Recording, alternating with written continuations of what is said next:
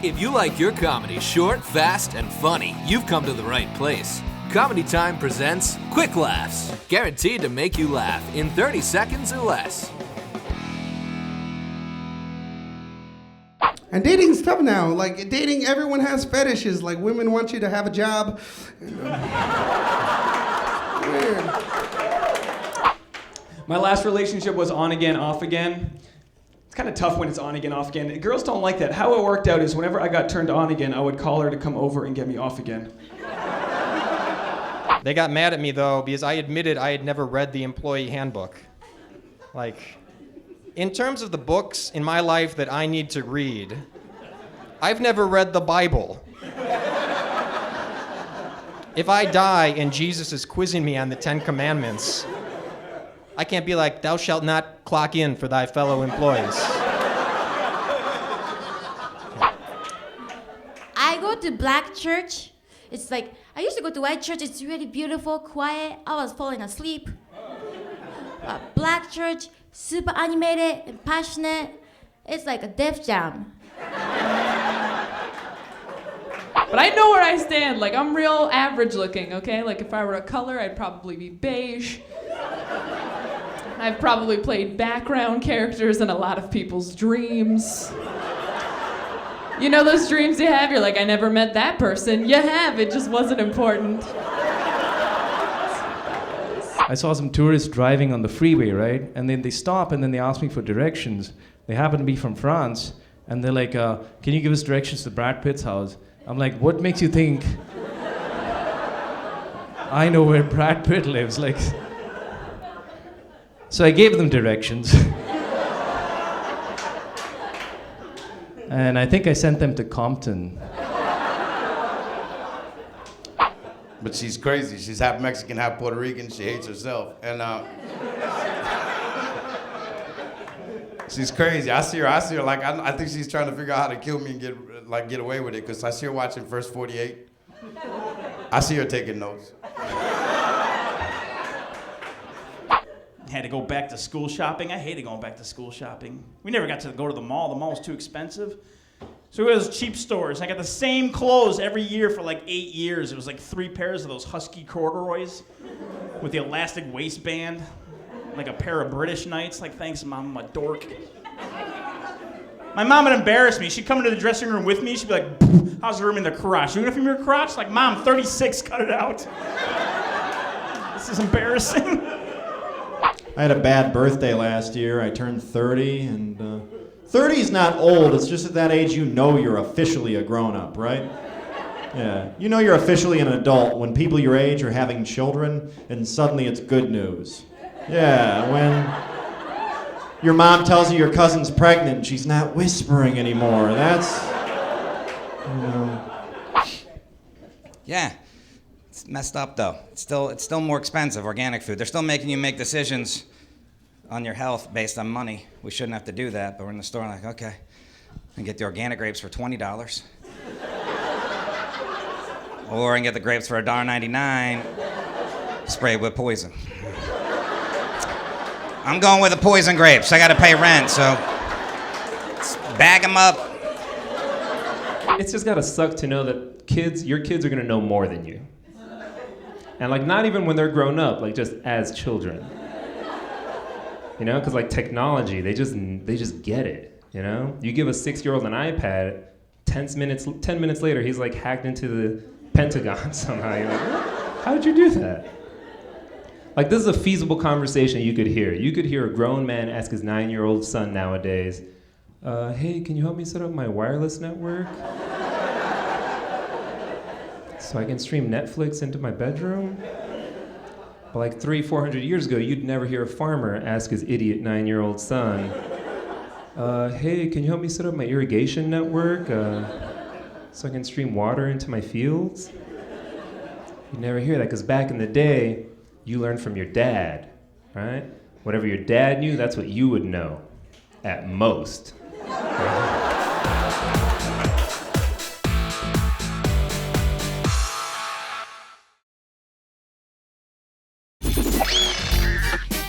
Another thing I gotta deal with being from the South, everybody's like, oh, you're from Mississippi. You gotta be stupid. I ain't doing a whole lot to disprove that just yet, but I don't know. I'm trying to be a healthier person. That's what I'm trying to be. My doctor told me that I should exercise in the morning. I think I need a new doctor. I went to my girlfriend's family reunion, and it was incredible because everybody there was like, doctor, lawyer, accountant. Doctor, lawyer, accountant. And at my family reunion, it's detox, rehab, jail. Detox, rehab, jail. You know, I love it. I was so excited too when I found out that I was gonna go perform for the troops. Like, I told everybody. I was like, yeah, I'm gonna go perform for the troops. May even do some comedy while I'm there. It's a win-win. Win-win. It's kind of chilly in here, I'm not gonna lie. I had to put on my jacket. But I want to be clear. I always want to be clear about this. This is not real leather. Okay, no animals were harmed in making up my wardrobe. Kids were. And sweatshops are the worst. You know, they don't even give those kids smoke breaks. Not at all. Hey, I don't know if you guys saw this. This was just a couple of days ago. True story. It was in the paper. Guy made the news right around here. 106-year-old man. And he made the news for one reason. He made the news because at 106, he quit smoking. Why?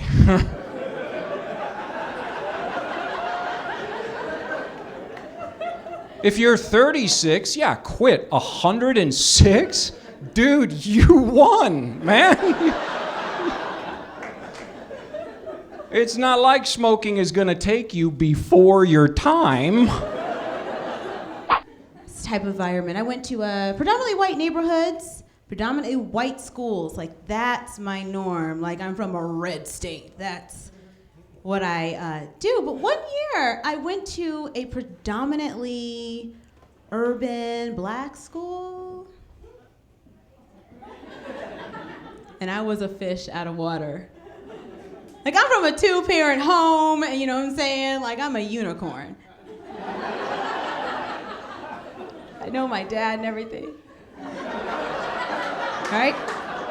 Yeah, I'm celebrating 6 years sober this week.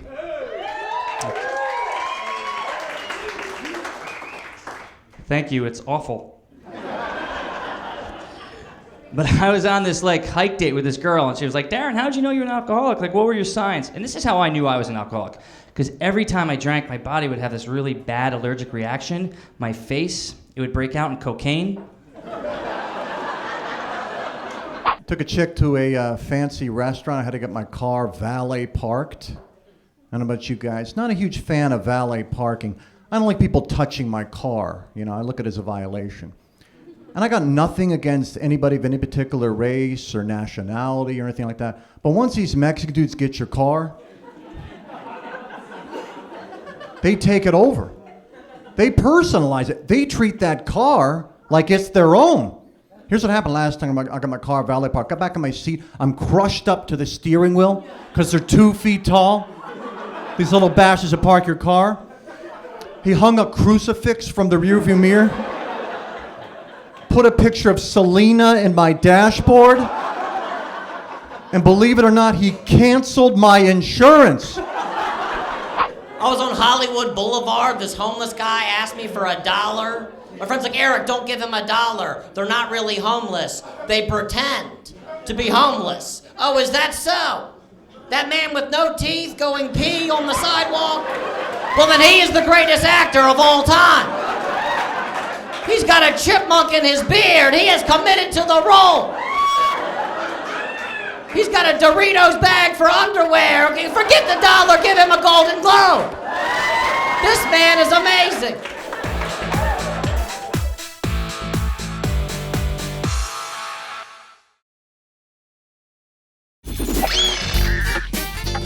I've been married for 12 years. People want to know, what is the secret of your marriage? And it's very simple. My husband's a Mets fan, which means he has no expectations. Very excited to be here. It's fun times for me lately. I just moved to New York. I'm an official New Yorker. Don't clap. I just reached my dream. Screw you guys. No, it's fine. Moved all the way from New Jersey. I think about these things, you know, like that's why I don't mess with spider webs. I mean, these things build their own homes, and we knock them down and wonder why they bite the hell out of us. They're like, you know how mad you have to be a spider? You come home from a long day. You got your little spider honey with you. I don't know. You just like, yeah, baby, let me show you these 2 bathrooms I just built, and then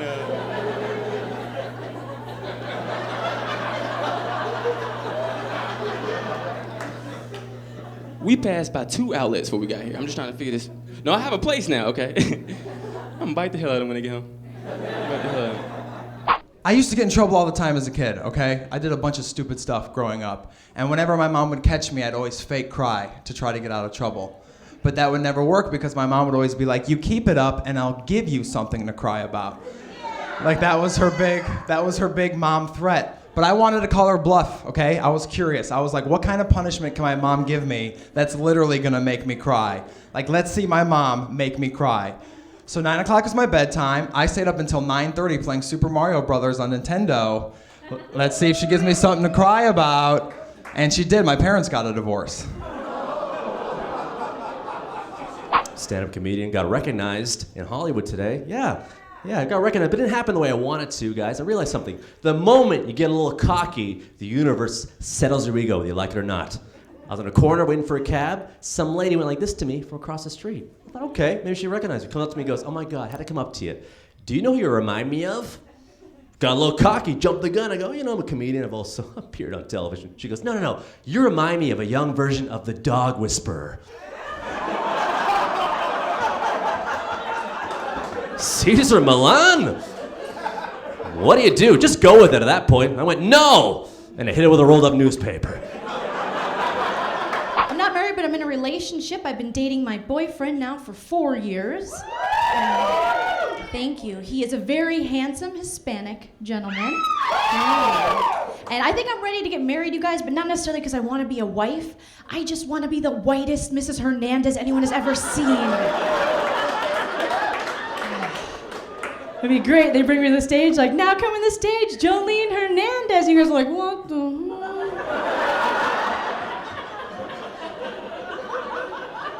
They make them like that? That's gross. I like tattoos, a couple of them. I try to give advice to young people who want to get tattoos. Like the young ladies, I try to tell them, if you're going to get it, you should get it in a place that ain't going to get fat. You know, like your pinky toe or something like that, you know. No, because I had a friend back in college, she thought it was sexy to get a star tattooed around her navel. And it was sexy at the time, you know. But after a couple of babies and a couple of 1,000 6-packs of beers, that star is like a galaxy. It's like a stretch marks look like surrounding meteor showers. It's just, I mean, she take her clothes off, you want to make a wish. You know what I'm saying? One of my friends doesn't have health insurance. He pays for it out of his own pocket. He pays $400 a month. I'm like, dude, I'd rather risk it. $400 a month. $400 a month. And like, in 2 years, that's $9,000. For $9,000, you better hope something happens. Right? You better hope it's not little, right? Like, you don't want to go to the hospital with like a broken finger. They'll fix that for like $500. You'll be in the hospital like, man, take my appendix out. Your appendix is fine. Like, take it out, man. What's that machine? Put me in that. What is that? Test all my fluids. Put me on dialysis or something. I'm here.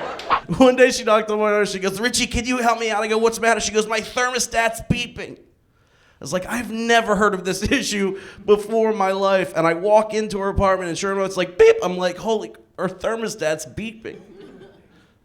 So I look at it for a battery or something. There's nothing but 800 numbers. So I called up and the guy's giving me lip. He's like, this is Craig with Thermocare. How can we help you? I'm like, hey, Craig, my name's Richie. I'm just helping out my neighbor. She's a little older. Her thermostat seems to be beeping. He goes, our thermostats don't beep. I was like, well, maybe we just need to take out the battery. He goes, there's no batteries. It's hardwired into the wall. I go, well, I have no idea what to do. He goes, are you standing in front of the thermostat right? I go, yeah, I'm standing right in front of the thermostat right now. He goes, can you look up? Is there a smoke detector above you? I was like, I don't know what you're talking about. Click. And I hung up.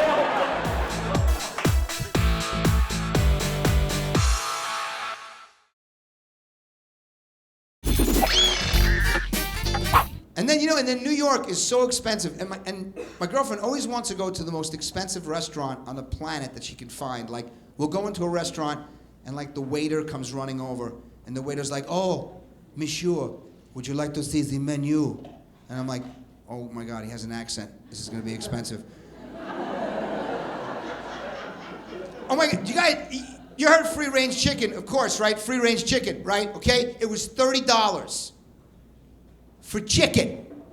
It was this anorexic chicken breast with like this piece of asparagus and a half a potato. I'm like, somebody ate this already. This can't be my dinner. Are you kidding me? I'm not a religious guy, but I'm still paranoid. Like with all the stuff going on in the US with the NSA stuff, man. Like when I'm on the phone, I say I love America as much as I can. I'm serious. As often as I can. Hello, how are you? I'm fine. I love America. Yeah, I saw Breaking Bad. It was great. Just like freedom. Just like it. You know, there's been many great love stories. There's been Jack and Rose from Titanic, right? Romeo and Juliet, Brokeback Mountain, depending on what you're into. All right. Who heard about the woman who had sex with a dolphin? Did you guys hear about this? Yes, this is gonna get real good. You better be ready. There has been a woman who has had sex with a dolphin. It was all over the news, which brings a whole new meaning to the term, I'm wet. No, it was a bad relationship. Like, whenever we would have sex, we'd always do the same position every time, right? I would lay down on the bed on my back, and then she would sort of, how to describe this? Be out having brunch. You guys know this position? It's called the Lonely Sanchez. That's what it's called. It's the official name. And the worst thing about seeing your doctor in an Indian family, usually we have family doctors. I don't know if you guys have the same thing, but I think the fact that we have family doctors is the worst idea possible. I don't know about you guys, but the problem with family doctors is you know that when your doctor knows your mom, that patient confidentiality,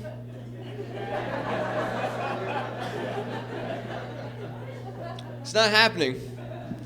So when my doctor asks me if I'm sexually active, no ma'am. I had a weird start to my day today. I was eating Cheerios, minding my own business, trying to lower my cholesterol. I look on the back of the box, it says, follow us on Twitter. Become a fan on Facebook. Cheerios. Wants me to follow. What is Cheerios tweeting about? Chilling in the @yellow box.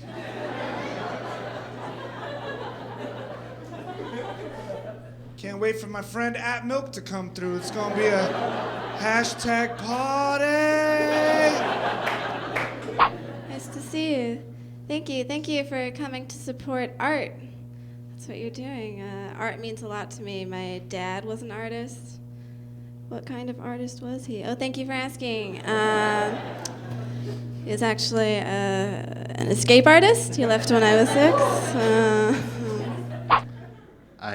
Recently I went to this restaurant, and on their menu, they not only told you like every item that they had, but also they told you how many people each item should serve. Like I went to this restaurant and it said medium pizza serves 4 to 5 people. And then I ordered it and I finished it by myself. I just feel like they should be taking people's emotions into account, you know? Like this medium pizza serves 4 to 5 people who are happy and content with their lives. Or one really sad dude here alone on his birthday. But my dad was coming to my 8th grade graduation, and I didn't want all my friends to find out so publicly I had a dad. So a few days before, I sat them all down, and I came out the closet about having a dad. It was tough, man. I was like, Damon, Chucky, LaVon, Huey, listen. No matter what I say right now, I want you to know I love you. And I want you to still see me the same way. And just understand, I was born like this. But I got a dad, you know. He was like, we all got dads. You don't understand. I know who he is. Some of the families also like, come here, Kobe. Isn't this baby the most precious thing? Isn't this baby the most precious thing? And I used to go, no, your baby's not precious. If she keeps drinking that much milk, she's gonna look like Precious in about 10 years. That's how it is. You know. Matter of fact, we're gonna put your baby on the scale, okay? We're gonna put your baby on the scale, okay? Okay, we got Gerber babies, we got Maggie from The Simpsons, Stewie from Family Guy, Rosemary's Baby, Chucky, Flavor Flav, and your baby's right there. That's right where your baby's at. That's right, baby. But I am excited for these self-driving cars. The Google car that just drives by itself in traffic, doesn't get in accidents, so we can just be sitting there texting like we do anyway, but this way won't be really dangerous. Because that's the problem. The way we drive, it's insane. Like when we tell our grandkids who all have self-driving like Google cars, the way we used to drive, they're gonna think we were the craziest generation of maniacs to ever live. It's gonna be like, Grandpa, you mean the car didn't park for you? How'd you do it? Oh, I just kinda eyeball it. Just give a quick glance and go, that seemed correct, and then just wing the big machine in there. Oh my God, Grandpa, did you hit stuff? Oh yeah, good God, I was always hitting stuff. A lot of times I didn't look back to see what it was, because I can't live with that. What? Oh my God, did people die? Oh, it was the #1 way to die for years. We were all drunk. That's it for me, guys. Thanks a lot. Enjoy the rest of the show.